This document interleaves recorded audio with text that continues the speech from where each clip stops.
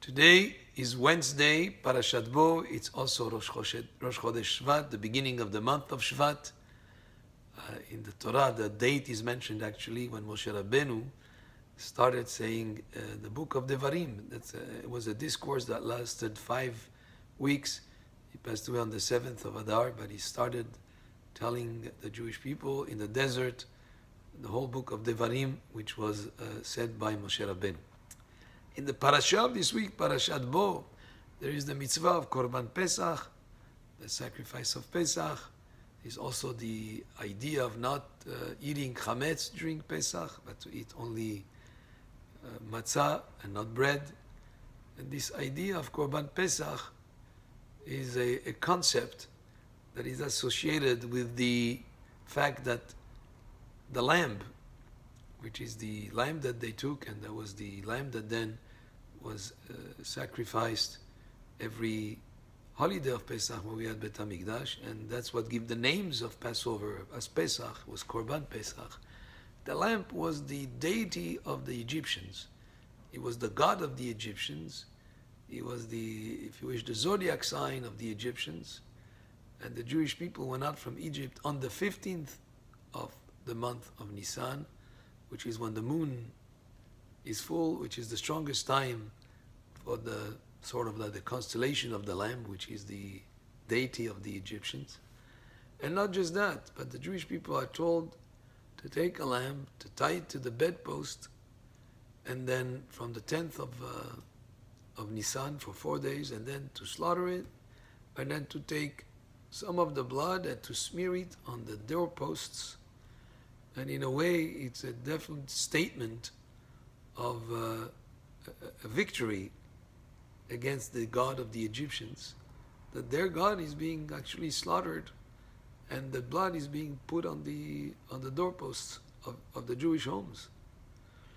But then there's an interesting concept in the parasha that tells us that the meat of the Korban Pesach, that meat of the Paschal lamb, is to be eaten in the home. Bebait echad yachel, it will be eaten in one home. And the Torah makes a point that this meal is to be celebrated in the context of a family. There was an incredible event taking place after decades of slavery. They were going out from Egypt. They were gaining their freedom. One would think that something like this would be celebrated in a huge stadium, maybe in a place that could hold hundreds of thousands of people celebrating in the streets, the exodus from Egypt. Yet the Torah tells us that celebration and that idea of even commemorating it years and years later, which we continue until today to celebrate Pesach, we do it in the Seder of Pesach in the context of the family. That's an important idea. Judaism is not just for what you do in the synagogues or what our children learn in the schools, but much more importantly is what happens in the home. And such an important event that we continue to celebrate generation after generation, and we mention it in many of our prayers, the Exodus from Egypt. That commemoration of it, that celebration of it is to be done in the context of the family, of the home, gathered around the table as we do the different parts of the Seder, and the education that the children get at the home around the dinner table is so important, and it's highlighted in the holiday of Pesach. One idea about the concept of matzah instead of chametz. We were liberated from the slavery of Egypt. But there is other liberation that is important to keep in mind. The liberation from Yetzer Hara, from the evil inclination. The liberation from anger.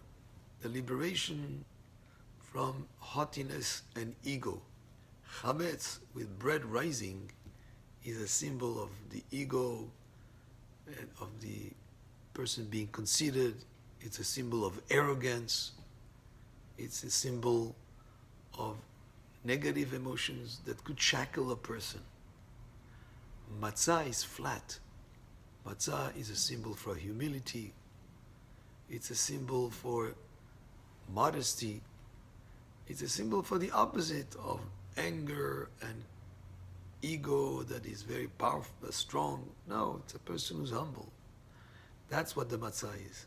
So as we are freed from the shackles of slavery and from the harsh labor of Egypt, this parasha, by telling us to eat matzah, is telling us also that we on Pesach and on this holiday of freedom, we are to free ourselves and liberate ourselves from the shackles of arrogance and anger and evil inclination, and bring in this bread, which is a flat bread, which is a symbol of humility, because in that humility we do gain a lot of freedom. Baruch Adonai le'olam, amen ve'amen.